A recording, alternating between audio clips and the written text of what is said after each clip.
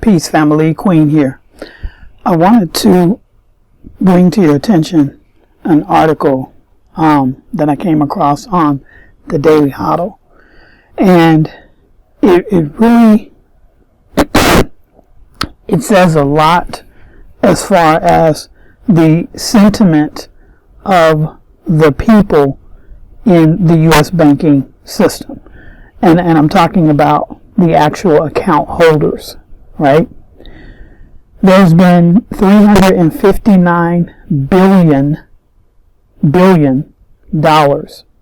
capital taken out of the American banking system in 1 year.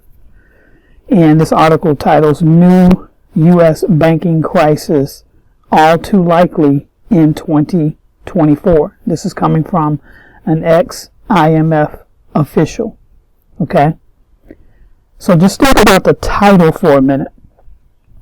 359 billion yanked out of the American banking system in 1 year. So this was last year, 2023. Now, I'm going to pose a question to you, and as I read through this article, in the back of your mind, I want you to also kind of think about this question. So there's $359 billion of capital that's just sitting on the sidelines, sitting in cash, not earning a yield, not working for whoever owns that capital. It's just sitting there.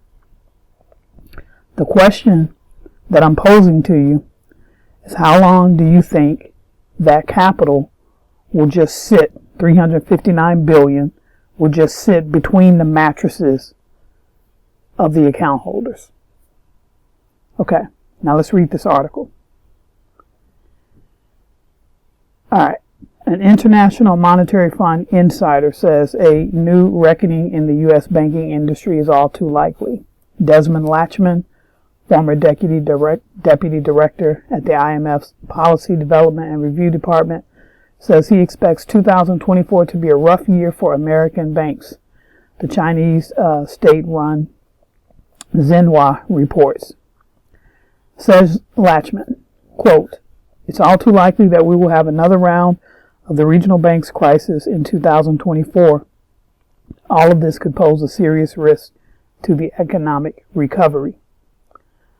Latchman, also a senior fellow at the economic think tank American Enterprise Institute, says that regional banks are in a precarious position with about 18% of their loan portfolios in the troubled commercial real estate industry. Quote, "Major property investors such as Brookfield and Blackstone are starting to walk away from their mortgages," Latchman noted. "The scenario makes it more likely that commercial property owners will possibly by next year start defaulting on their loans. That would be very bad news for small and mid-sized banks. The warnings from the former official comes as banks deal with a net drop in deposits over the last year.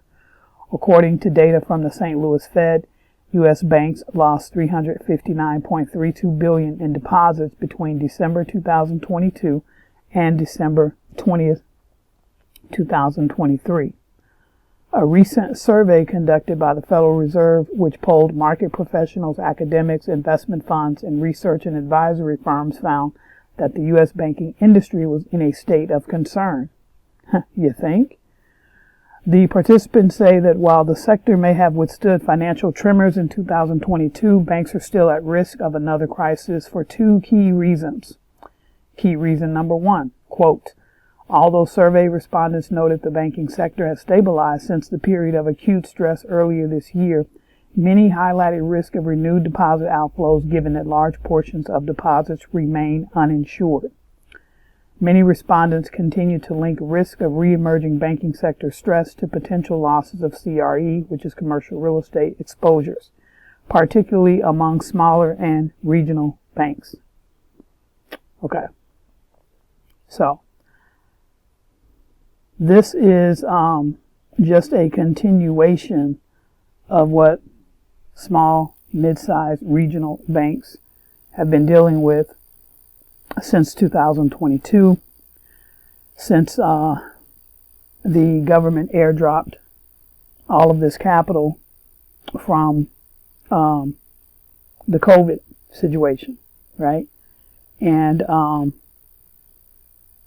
then they hiked up interest rates very quickly, promised that they wouldn't, but then turned around and did exactly what they said they wouldn't do. And so we saw the last couple of years, all of these regional banks closing their doors because they're insolvent. Now, the regional banks that are still running are insolvent also. And they have been. So this is why you see in this picture here, you see like fire coming from the money, because this is adding lighter fluid to the flame. So this is going to be, bad on top of bad on top of bad on top of bad. And clearly people are smart enough and are responding to that chaos that's brewing, and yank their money out of the banks, right? Now, you have to realize this. The smart capital, $359 billion of capital. Now, this is not your, person that has $500 or, a couple thousand or so in their checking account. This is not those people. This $359 billion is smart capital. Smart capital always seeks the highest yield, the safest yield, and the soundest yield possible. Okay? Traditionally, pre-Bitcoin, that safest yield, that soundest yield would be gold. Okay? Pre-Bitcoin. Now we are in the Bitcoin era. We are sitting at the tipping point of a spot Bitcoin ETF, multiple spot Bitcoin ETFs being approved possibly today as I am doing this recording. But surely over the next few days, at the latest the next week, we will see spot Bitcoin ETFs being approved. How do I know this? They're already fighting for commercial advertisement space on TV. If you look at the top three, you've got BlackRock, you've got Grayscale, and Fidelity, I believe it is. They're already running commercial advertisements. Google, as early as about 2 to 3 weeks ago, changed their advertisement policy and their stance on advertising cryptocurrency. Why do you think they did that? They did that to enable those three that I just named to be able to advertise their ETFs once approved. Okay? So now you have all of this capital, $359 billion or so, sitting and waiting. I'm not going to say all of it is going to flow into Bitcoin. I will say a large portion of it will flow into Bitcoin, and then some will flow into the crypto industry as a whole as well. But the large majority, again, smart capital always seeks the highest, safest, soundest yield possible. The highest, safest, soundest yield possible that we have in this day and age in 2024 is Bitcoin. There is nothing better. Okay? There's a fixed limited supply.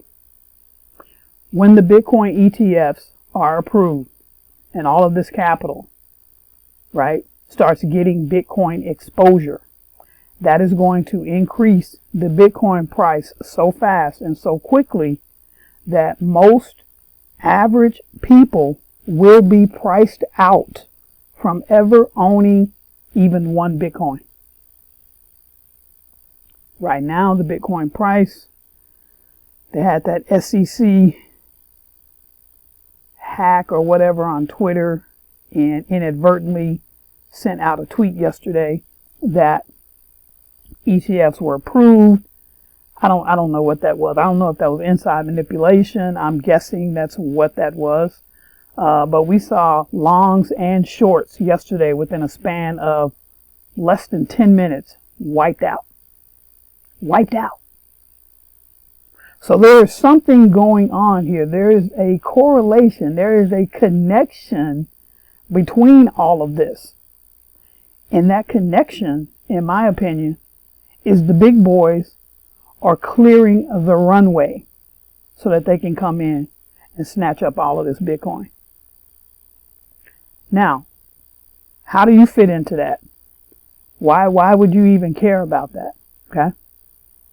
First of all, Bitcoin is the first asset opportunity that small mom and pop investors have had for all of these years, have had the opportunity to front run large institutional capital. Front run means you get in first. The large capital comes in behind you and pushes up the value of your portfolio. Now, after, this large influx of capital comes in, and this Bitcoin price right now, we're at what, 45, call it 45 and a half. But when this price gets up to six figures and it stays above six figures, your average mom and pop investor are going to be priced out from ever owning one Bitcoin. You're going to be priced out. If you keep sitting on the sidelines, waiting for, I don't know what people are waiting for. They're waiting for someone to knock on their door and tell them, hey, now is a good time to get into Bitcoin. I've been knocking on people's doors since 2013 or so, right? But here it is, right in your face. It's right in your face. All of the stars are aligned for 2024 for people that make the right decisions and position their portfolio properly to create wealth for themselves. But it won't happen without taking action. Nothing happens without taking action, right? So there are a couple of ways. There are two really great ideas, two really great strategies that I'm all in on. I'm all in on, right? Two different strategies. If you're on my YouTube video or my YouTube channel, you can look in the description of the video. There's my number 1 program, my number 2 program. If you truly want to position yourself properly and align yourself with everything that's aligned in the favor, right, of the smart Bitcoin and crypto investor for 2024 and possibly the next 2.5, 3 years, as we have the Bitcoin halving coming up, we're already in 2024, but Aprilish, that's coming. The Bitcoin ETF approvals, that's going to happen first. Bitcoin ETF approvals, then the halving, then the bull run in full steam. And then you're going to see, you're going to see this chart. You're going to see this candle here. You're going to see this thing get so parabolic, astronomical, that it's going to literally make your head spin. It's going to literally make your head spin. So if I were you, and I'm not giving you financial advice, you already know that. But if I were you and I wasn't positioned, I didn't have a position, because if you're not in Bitcoin, if you're not in crypto, if you don't have a portfolio set up, then you have taken a non-position. All the non-position people, you have to realize this too. Another thing I didn't even touch on. Interest rates are going to be lowered. That's going to be another thing that's going to fuel the industry, the Bitcoin industry and the crypto industry, right? Because when interest rate gets lowered, you have now cheap money again, cheap capital, right? That capital is going to flow right into Bitcoin. It's going to flow right into the crypto industry. Why wouldn't it? This is the last of the Mohicans. This is the last stop on the wealth train, right? This is it. You know? This is it. It's staring you right in your face. It's staring you right in your face. I don't know. You know, what are you going to tell your children? What are you going to tell your grandchildren? You had the opportunity and you just sat there. I don't know. I don't know how that dinner conversation is going to go. I know how my dinner conversations are going and will go. So, I don't know. Do some research.